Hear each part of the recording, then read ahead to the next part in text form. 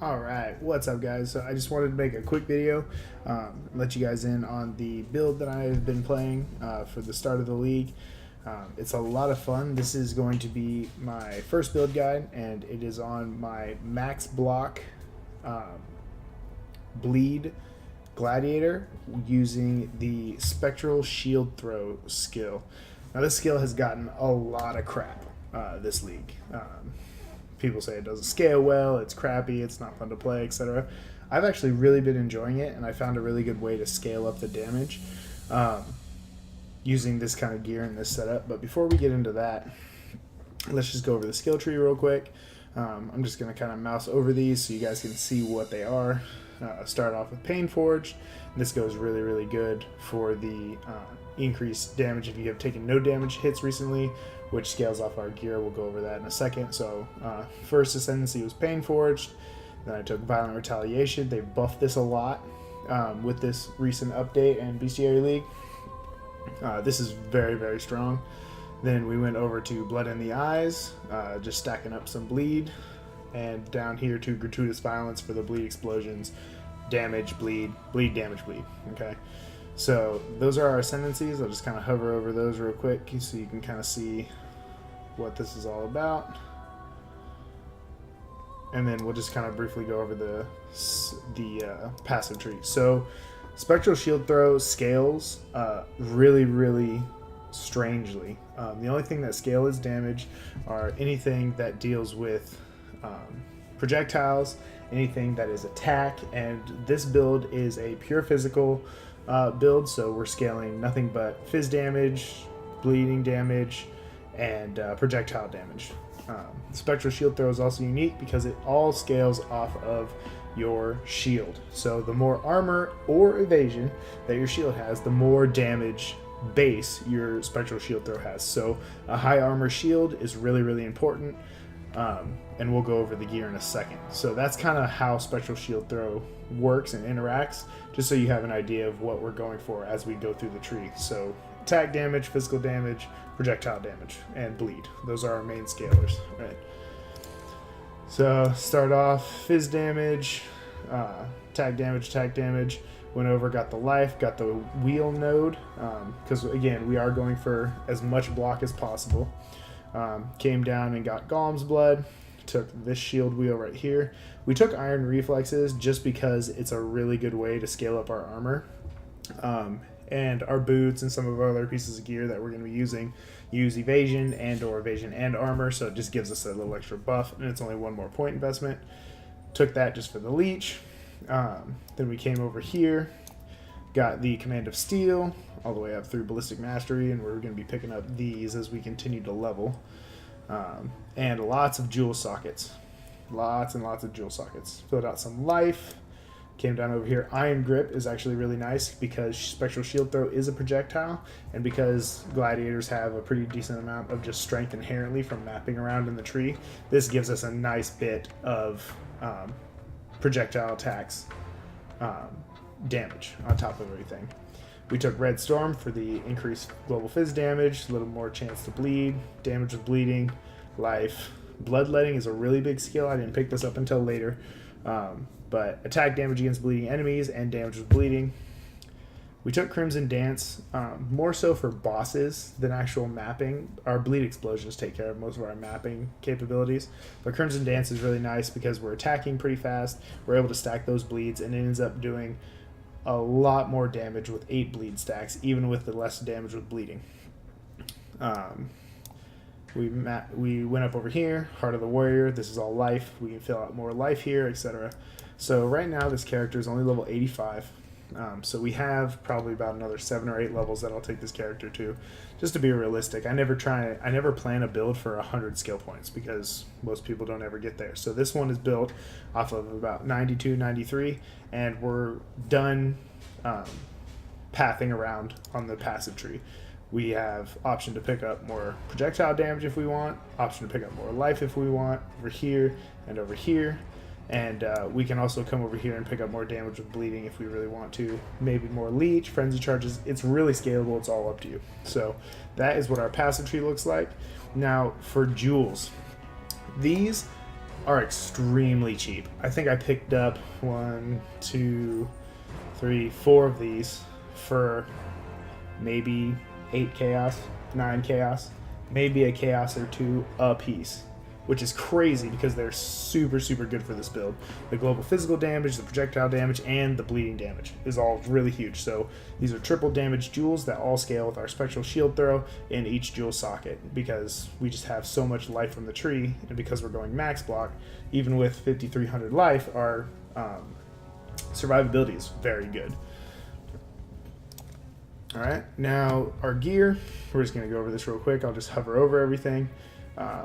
Projectile, so spectral shield throw, we're throwing it out. It doesn't work really well with Pierce because you don't get the shield explosions, so chain is really helpful, and because I am a Gladiator and not a Deadeye, I don't get that extra chain. So this is where we pick up a chain. This weapon has absolutely nothing to do with our shield damage. The spectral shield throw skill does nothing but take stats off of a weapon. So weapon damage doesn't matter, nothing matters for that. So that's why we went with this. Gloves, nothing to come home about. I'll be upgrading these probably into some grip gloves with some projectile damage. Rings, life resist, belt, life resist, rustic sash for the global fizz, which also scales our spectral shield throw. Two-tone boots, resist life. This ring is really nice. The life roll on it's really high. We got a little more intelligence, which again is really important because we are running some auras and some blasphemy stuff, which we'll go over in a second.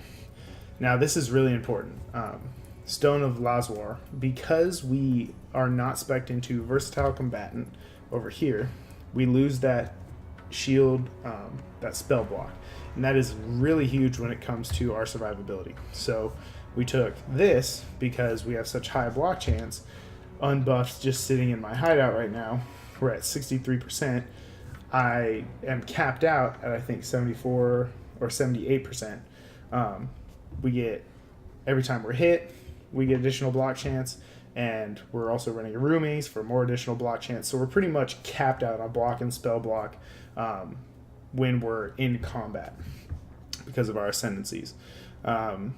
Flasks, just some bleed flasks or roomies. I'm running this just because I don't want to run a mana flask, and the extra elemental resistances is nice. As soon as I get my Elrion leveled, I'll be taking this cold resist off and this fire resist off from these and putting lightning resist on, so I'll be capped on resistances. Lion Eyes, super, super good shield, really high armor, really good life, super, super cheap, right? All towards scaling as much damage on our spectral shield throw as possible. Now this character is definitely still in development. I'll be making a final endgame video on it later as I continue to scale it. But this is our current setup. Spectral shield throw, physical projectile attack damage, maim, faster attacks, and brutality. Now this final link will probably be either Culling Strike, something to get additional projectile damage, or damage on full life. Because 90% of the time when you're playing this, you're going to be on full life. So the armor, as you can see, I decided to go with the Crustacean's Carapace because of the huge, awesome buff that we get from Aspect of the Crab. All right, this makes us very, very, very tanky. So with this Aspect of the Crab up, and this goes up really quick, and I'll showcase that in a minute, it gives me essentially 30% damage reduction, and we also went with the Crustacean's Chitin Helmet because we get, again, more additional block chance applied to spells, good increased max life, and then when we're at 10 crab barriers, we have a total of 8 additional % block chance. So while I'm in combat, this goes up again, and you can see how our block stacks up inherently just because of the Gladiator passives really, really well. So that's pretty much it for gear. I'm going to just kind of let you guys look at this. Just kind of hover over this, look at this. Again, this lightning resistance will be capped as soon as I can scour that off. Good block chance, life recovery, and then that. So this is our stats, level 85, and we're going to just showcase this real quick in a siege map. Just so you can kind of see what the whole build is all about. Now for skills, we are running Shield Charge faster attacks Fortify. Fortify really doesn't do anything because you need to make sure, like I said before, melee, anything that has melee physical damage or melee attack damage does not do anything for Spectral Shield Throw. That's why we're not running a melee Fizz in here. You can actually see this up here, melee physical. Support skills do more melee physical damage. Okay, Spectral Shield Throw is not a melee skill, so it does not scale. Don't use it. So that's why we'll probably pick up full life down here. Then we got, this is just a blank one. We use Ancestral Protector with Bloodletting or Bloodlust support. Now this is because we're always bleeding. This just increases our totem damage, which isn't substantial. I mean, it's more so just there for the attack speed buff and etc. Which we use when we're using Spectral Shield. So Aspect of the Crab, this is what that does. 2 additional physical damage reduction per crab barrier, and you can have up to 15. Now this is a Herald essentially. It does reserve mana, so keep that in mind. Make sure you have enough for your skill. And then we're running Vulnerability on a Blasphemy just because we're scaling nothing but bleed, physical damage, damage over time, physical damage, physical damage. Alright. So Vulnerability is a great curse for that, and running it on a Blasphemy is just easier, right? So let's go ahead and jump into this. This is a tier 10 map on a 5-link. Definitely not optimized. So let's just run through this real quick so you guys can see kind of the play style of it and get a feel for the build overall. Still safe. Ooh, starting with Zana. Okay, why not? Oh, and it's an Untainted Paradise. Gracious. Okay, so we'll do that in a second. So here's a triple essence and a tier 10. And as you can see, the bleed explosions are really quite good. A couple of shields and everything just kind of didn't even dies. break a sweat. Pop our roomies, and we're very, very tanky with this. And as you can see in the top left, you'll see that crab barrier constantly going up. So even with being in combat, it still is really easy to maintain this aspect of the crab, which does a lot for our block chance and everything. So we'll actually go ahead and just run through this in Tainted Paradise real quick, just because it's really great experience and we can still showcase the build. Ooh, I gotta catch some of these. So as you can see, you throw a shield or two, everything explodes. It's really nice. Kind of run through, even rares. There's a rare in there somewhere. Everything just gets absolutely obliterated. We're going to go through this a little bit slower because of how good the experience is, but this will at least let you get an idea of the build. And as you can see, you will see the shields bouncing around, chaining. The single projectiles, the shield itself, and the secondary explosion projectiles all chain once. So it's really important to get that chain in there somehow. You can run this as Deadeye, but then getting bleed is significantly harder. So make sure to keep that in mind when you're playing this. Because you can play it as a Deadeye, but your survivability will be significantly lower than it will be with a Gladiator. I'm just going a little slow, I want to catch all these. So even when those pop up, they just absolutely get obliterated. Everything just explodes. It's very fun, and the bleed explosions are super rewarding. We'll just keep running through this. I gotta catch one of those.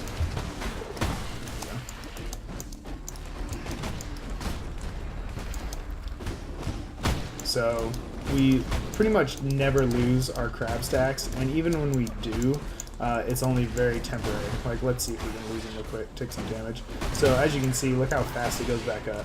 So I'm already back at my 8% additional block chance, while also getting 7% max life and some good spell block. So it's really, really nice to keep that up.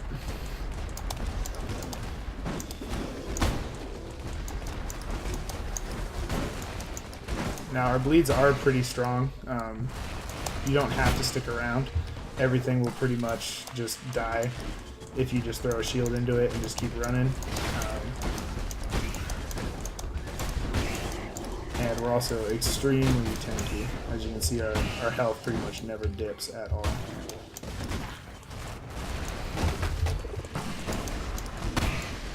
See, especially with stuff really tightly together like that, bleed explosions are really nice. So we can pretty much just stand in the middle of stuff and watch it absolutely get obliterated.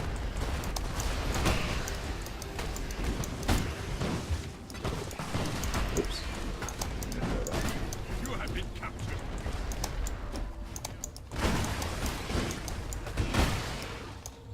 Did we capture any more of these? I don't think so. I think I got all of them that I was missing.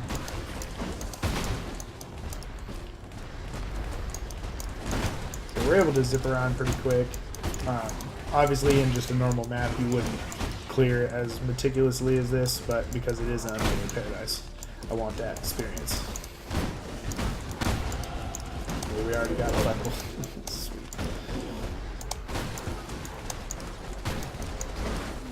So as you can see, the chain is definitely the best. You can use fork, but chain is definitely going to be your best bet. Because as you can see, sometimes when you throw the shield, it completely 180s and comes directly back at another target, which is really nice for just running around, hucking shields, and for your clear speed overall.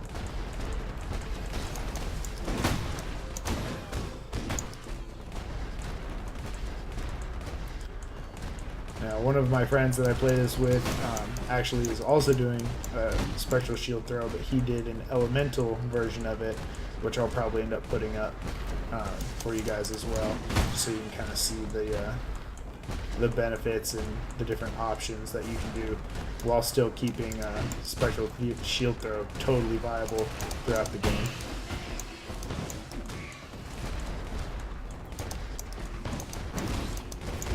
Other than the chest, this entire build has cost me maybe 40 C.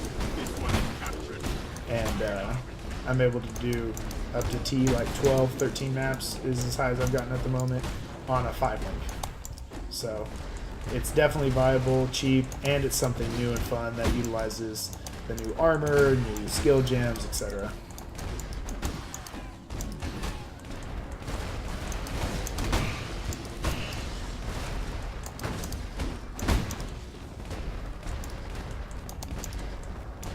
Alright, come back up, guys. Come on. Thank you.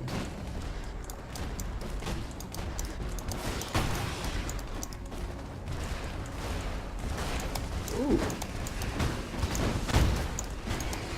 So even these mobs that are usually very dangerous are not a big deal at all.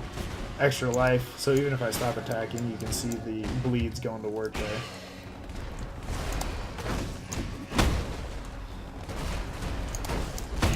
Blue explosions definitely coming in handy. That ascendancy is a big part of your damage, so you can choose to go with the violent retaliation or gratuitous violence, just whatever ascendancy you want to go with to start off. If you feel like you want to be more tanky, or if you want to do more damage right off the bat, but eventually you'll put in all of those.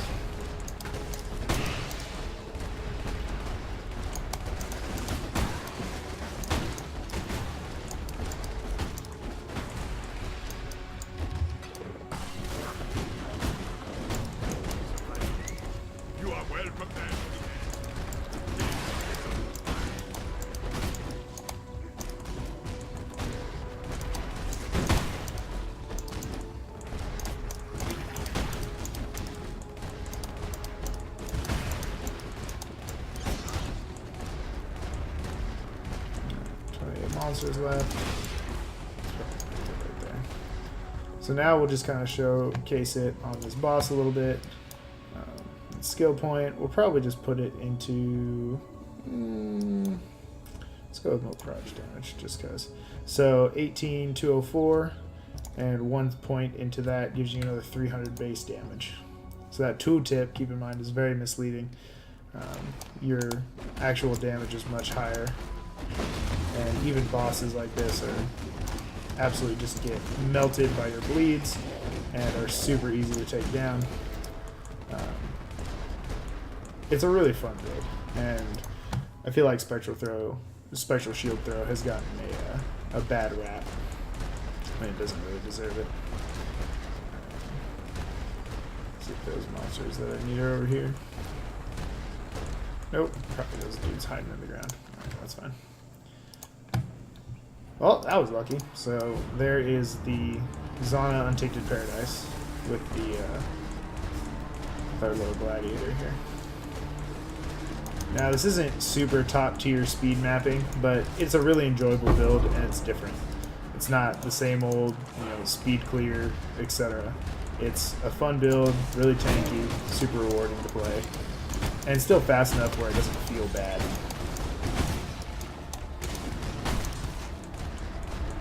Now, until you get your Lion Eyes, it is kind of hard to level with.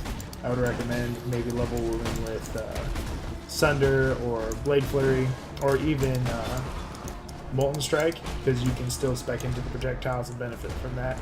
Leveling with Ancestral Call and Molten Strike, which is actually what I ended up doing. It was really, really smooth, really enjoyable.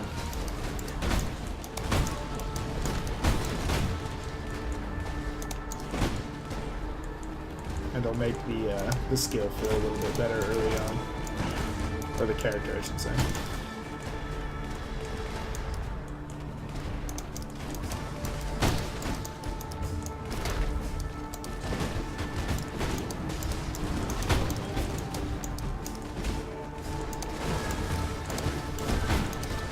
Top left, you can also see where we are getting the benefits from our Gladiator passive.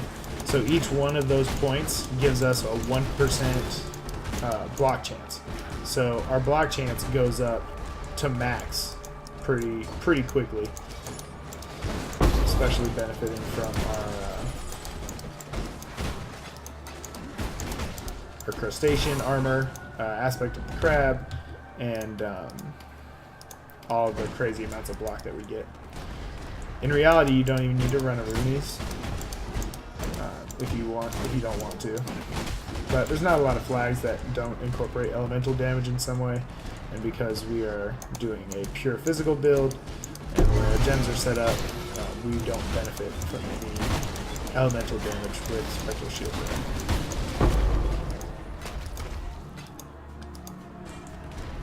Yes, I'm picking this up. I'm poor, so sue me. It's one of the reasons why I wanted to do this build.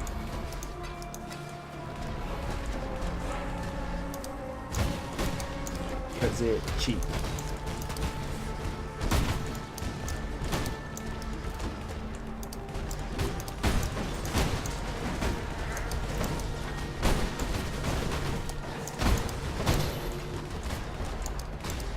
So you pretty much just sprint into stuff, block a bunch, blow stuff up. Super fun.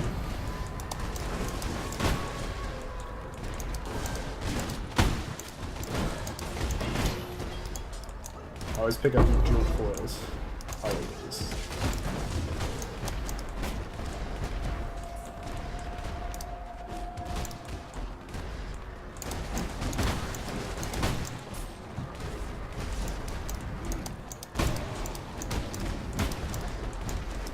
There's another triple essence monster, and we'll just pop this, pop our flasks, and you pretty much can just stand in whatever you want. There is stuff that can one-shot you, but it's pretty non-existent overall.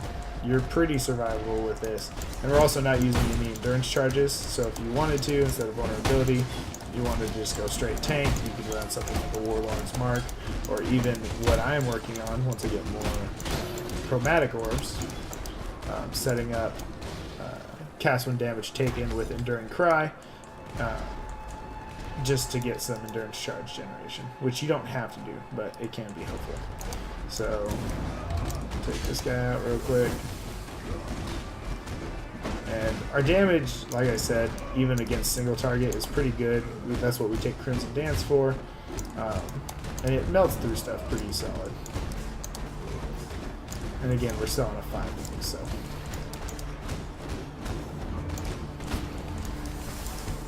Definitely be getting significantly more damage. Because our block chance is so high, we can pretty much stand in whatever we want and still kill stuff. I believe in traveling light. Oh, do you know? Let's pick that up. Alright. So there we go. That's just a tier 10 rare unID'd map, just so you guys can kind of see a little bit of the gameplay. Like I said, I have cleared T13 maps with this already on a 5-link really comfortably because of all the aspect of the crab bonuses, all of our block, and a pretty solid life pool.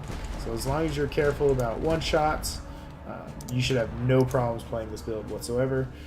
And I'm going to keep leveling it, keep improving it as much as I can, and hopefully I will be back with some more videos later to showcase it against super endgame content. But for the time being, there you go, guys. Hope you enjoyed, and have a great rest of your night.